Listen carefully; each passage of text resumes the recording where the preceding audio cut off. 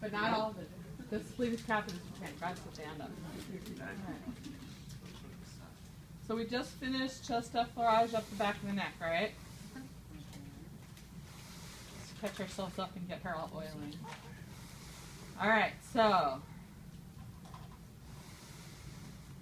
I'm going to put a little bit of traction on her neck. I'm going to take my hand, push it into the table, and slide it as far down as I comfortably can. I'm on the left side of her spine. Then because my arm's there, it's lifting her a little bit, I can slide my other arm under. And now I'm on the right side of the spine. Now I'm going to crook my fingers. I'm going to sit back and rake through the erector spinae. And the back of the neck, all the way to the base of the occiput. This is what I did. I went under, crooked my fingers, and dragged through. Okay? So I can get in either way. I'm giving a little bit of traction to the head there to get in this side.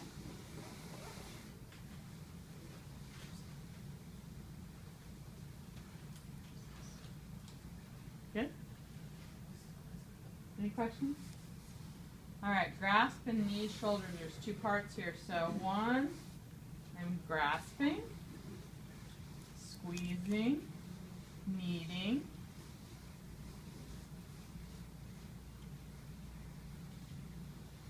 So what I need to be mindful of, look where my thumb is. Is this a place I'm supposed to be careful of? Mm-hmm. What's it called? Careful triangle. Careful triangle, yeah. What goes through there that I need to be careful of? Plexus. Brachial plexus. So notice that my thumb stays straight. It doesn't dig in here, okay? So I'm using it, and most of my pressure is here as I push up. But I'm not really smooshing down with my thumb because I'm not wanting to poke into that brachial plexus area, okay? Is that pressure okay for you? Yeah. You know you're sore. I'm like, oh God, I just dove right on it.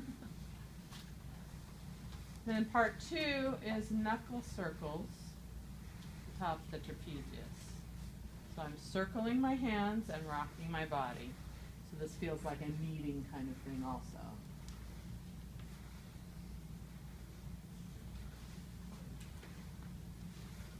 So that's grasp and knead shoulders.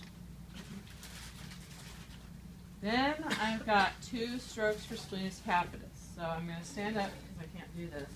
Place my hands so that they're in the same shape as that muscle. And then I'm going to go up and down in my legs and cross fiber those.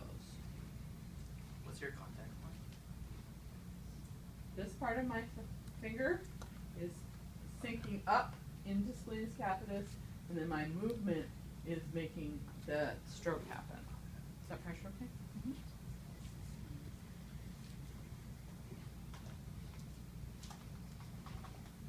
You have to do this standing. You can't do this seated because it comes from your legs. Now part B of this is to crook my fingers into the lamina groove and do a short little one, same thing.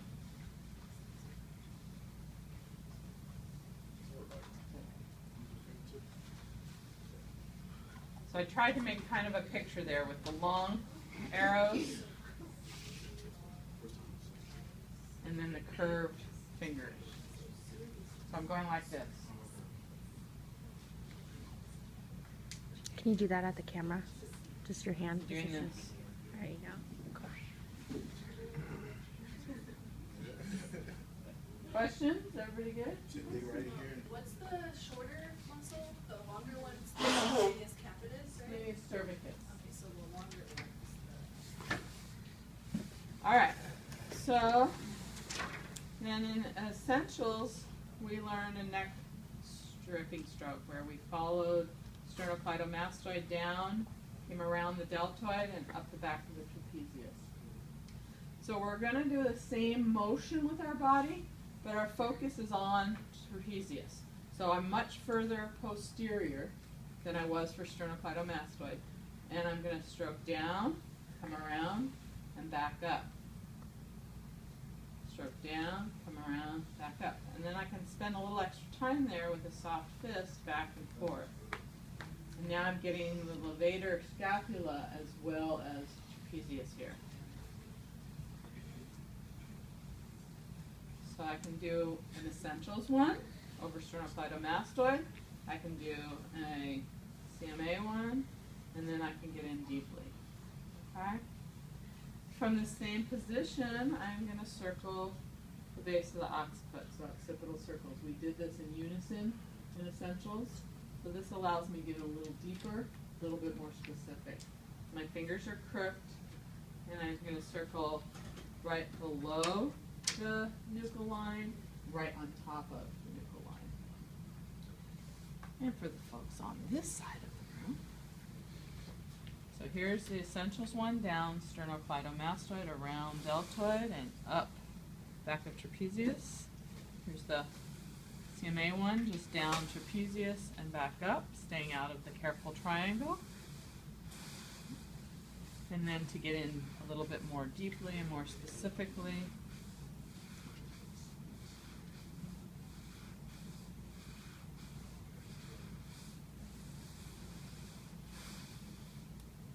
and then occipital circles. Crooking your fingers, rocking your body.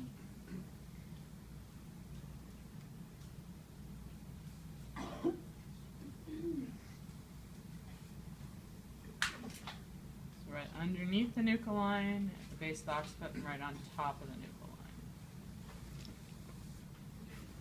line. All right, last one is Shiatsu Shoulders. So there are shiatsu points along the top of the trapezius here. So my first one is on either side of the base of the neck. I just use my thumb. If it doesn't feel comfortable on your thumb, you can use your knuckle. I just sink in, press, hold, release, move a little bit more lateral. Press, hold, release, move a little bit more lateral. Press, hold, release. And then I can feel what I call the dusty corner. So here's the acromion, and right where the clavicle and the acromion meet, there's a little corner. So notice here I can use the full flat of my thumb. When I get to the corner, I have to use the tip of my thumb to even get in there first. The space is much smaller. Is that okay, freshman? So all of these points help to relieve tension in the neck and shoulders. The middle point is called gallbladder 21. It causes energy to descend in the body, which is great if you have too much energy and stress in your head. It's going to help flush that out. It is a contraindicated point on pregnant clients, because until they're in labor, we don't want anything descending in the body. Yeah. We don't want to encourage or invite anything to descend in the body, I should say. So press, press, press, press. Okay? Any questions? Anybody see